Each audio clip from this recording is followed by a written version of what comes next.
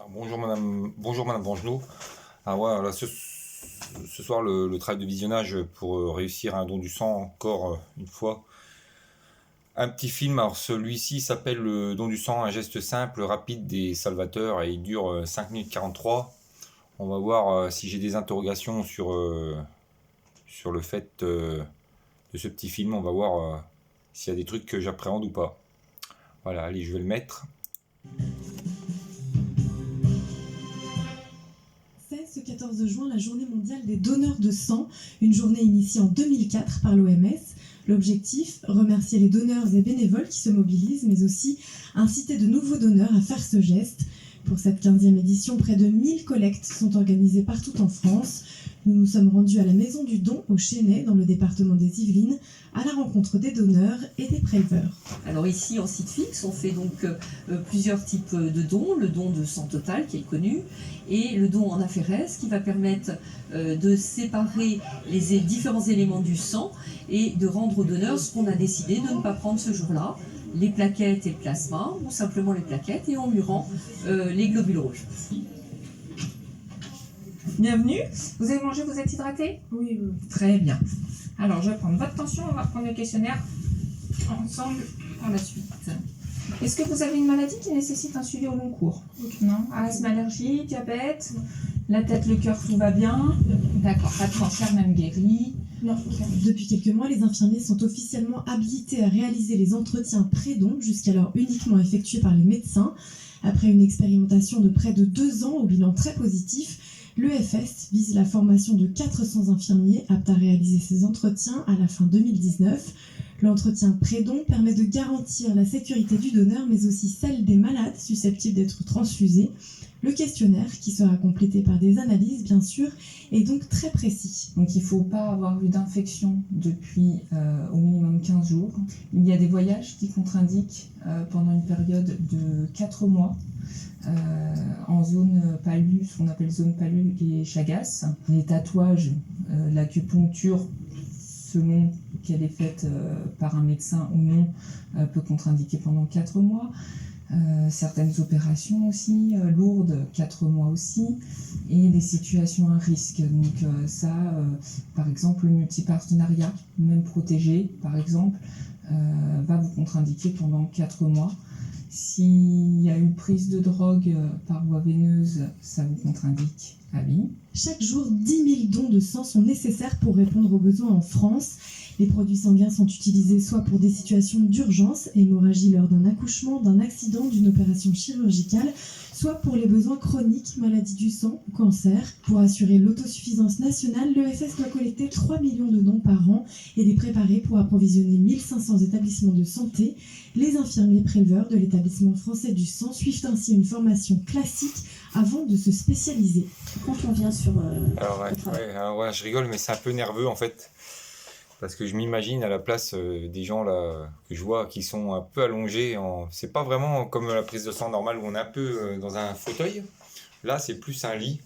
Ça ressemble effectivement à un prélèvement sanguin normal, mais ça m'a fait un peu rire parce que je suis un peu nerveux par rapport à ça. Je vois pas mal de choses autour. Ça a l'air de pas faire peur, mais en fin de compte... devant la vidéo, voilà, c'est moins violent que la phobie du dextro que j'ai eu, mais voilà, il y a vraiment la peur de cette perte d'énergie et tout cet environnement qui est autour. Même là, si là le FS, voilà, il n'y a pas l'air d'avoir énormément de monde. Ça doit dépendre des heures et des jours. Et là, je suis pas forcément perplexe, mais voilà, là, c'est des machines, c'est plus des trucs de sang. C'est pas vraiment la petite poche qui se trimballe dans sa petite boîte là. On voit que c'est peut-être quelque chose d'au-dessus, comme les plaquettes ou le plasma, ça doit durer beaucoup plus longtemps. Par contre, je vois qu'il y a des gens qui ont des ordinateurs, ils regardent un peu de la télé, les films, la musique, il y en a qui lisent. Et il y a toujours cette poire dans la main là qu'il faut apparemment appuyer de temps en temps. Alors je sais pas à quel moment il faut le faire, mais voilà, il y a ça. Donc je continue la vidéo. Là, il y a l'EFS, on a une formation particulière, donc on est formé par nos collègues à apprendre à faire le geste de piquer. Et on a un certain nombre de dons à faire sous surveillance et à prendre autonomie pour être habilité à travailler tout seul. Le don de sang classique, notre collègue elle est arrivée lundi et ça y est, elle est déjà quasiment autonome pour faire les dons de sang. Et pour ce qui l'intéresse... Alors voilà, là je viens de voir l'aiguille dans le bras et je voulais savoir si l'aiguille reste dans le bras pendant les 8-10 minutes ou si ils mettent un petit truc pour que ça soit remplacé, que l'aiguille soit remplacée. Je sais pas trop comment ça marche. Dure à peu près un mois et demi, parce que c'est un petit peu plus compliqué de travailler sur les machines. Ce qui me plaît dans mon métier, c'est que c'est quand même technique, parce que y a quand même les machines avec la circulation extracorporelle, il y a quand même la surveillance, et puis le relationnel avec les gens, c'est super, parce que les gens sont pas malades, ils sont en bonne santé, ils viennent faire un don, donc voilà, ils sont dans un état d'esprit vraiment sympathique. Moi, je vais vous prendre un plateau salé. Alors, je vous laisse le choisir parce qu'il y a la carte. Je peux me lever. Ah oui, déjà rester debout comme ça à parler pendant... Après un don d'1h30, forcément, avoir le bras comme ça, on a un peu mal au coude. On n'a pas tellement mal au point de ponction, mais bon, on est content de pouvoir bouger son bras. On se sent un peu tremblotant parce que quand on donne ses plaquettes, on perd un petit peu de calcium, même si nous supplémente. Mais surtout, je pense qu'on se sent bien d'avoir fait quelque chose d'utile. C'est un geste simple. Alors voilà, là on rentre dans les détails de ce qui se passe pendant le don du sang. Bon bah là apparemment c'est un donneur qui a donné des plaquettes, donc il se sent un peu tremblant, il se sent un peu voilà, j'ai pas l'impression que bon le gars il est bien, mais il est pas apeuré, hein. Mais voilà, là on voit que c'est je pense sur le stade au-dessus de ce que moi je veux faire au tout début, hein. Moi je veux pas donner des plaquettes pendant 1 heure, je me sens pas capable de faire ça. Mais voilà, on voit déjà les gens qui sont au niveau au-dessus, là, je pense, hein. Qui permet d'aider les autres sans prendre non plus énormément de temps. Ça prend 30 minutes, ça peut après. À la limite, il y a la taille de l'aiguille qui peut faire un peu peur, mais c'est tout. Si je tombe... Ah, voilà, la taille de l'aiguille. Bon, alors, ouais, elle doit peut-être être un peu plus longue qu'une prise de sang normale, mais bon, après, c'est toujours le même principe avec le biseau au bout. C'est pas ce qui peut forcément m'effrayer. Pour ma part, pour une fois, il y a quelque chose qui m'effraie pas forcément. Malade, j'aimerais bien pouvoir profiter de ce système-là et je suis assez fier d'être dans un pays où le don est anonyme et gratuit. Je sais que c'est pas pareil dans tous les pays. Je pense que c'est quelque chose qu'il faut protéger. Je pense qu'en général, ceux qui aimeraient donner leur sang mais qui n'y vont pas, c'est par peur des piqûres. Déjà rien que le fait... Alors là, voilà, là, le monsieur dit que ceux qui ne voudraient pas donner, c'est par peur des piqûres. C'est un peu vrai, selon moi. Mais voilà, moi, maintenant, je pense que c'est plus trop la peur de la piqûre, mais plus la peur de la peur d'énergie. Voilà, donner son sang, ça fait peur de donner son sang sur 8-10 minutes. De donner dans une structure en dur, fixe, ça a un facteur qui réduit le stress. Et puis les infirmières qui sont ici sont tellement compétentes que de toute façon, même sans sachet blanc, on s'en règle. La ministre. Voilà. Alors là, ça conforte ce que je pense, ce que je vous disais déjà dans l'entretien. Je pense qu'un don du sang dans un centre spécialisé, don du sang, une structure fixe, à mon avis, l'accueil est beaucoup plus chaleureux. Et je pense que c'est un peu plus convivial aussi.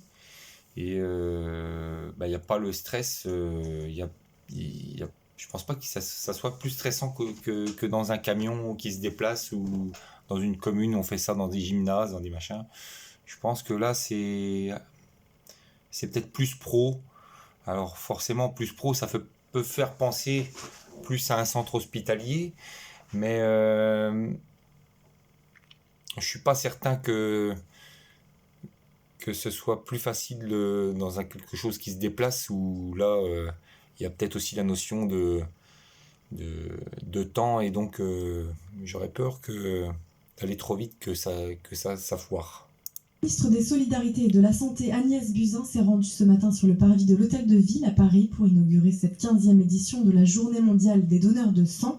Car le message cette année reste le même, donnez votre sang. Vous vous demandez encore pourquoi ? Parce qu'on en a besoin beaucoup pour soigner les gens. Et donc ça, ce qui est bien, c'est que les gens viennent beaucoup donner pour la Journée mondiale du sang. Mais nous, ce qu'on a besoin aussi, c'est que les gens continuent à donner, éventuellement sur les sites fixes comme ici, pour donner leurs plaquettes, Parce que la durée de vie des plaquettes, c'est 5 jours. Donc on est tout le temps en demande. On a besoin de renouveler. On continue tout le temps. Alors voilà, ces grandes machines qu'on voit avec beaucoup de ronds dessus, effectivement, ça doit être, comme vous m'aviez dit, pour les donneurs de plaquettes. Donc moi, je pense pas que je sois à ce stade-là. Moi, ce que j'aimerais bien faire, c'est le don du sang avec cette petite poche qu'on remplit. Et ça serait déjà pas mal.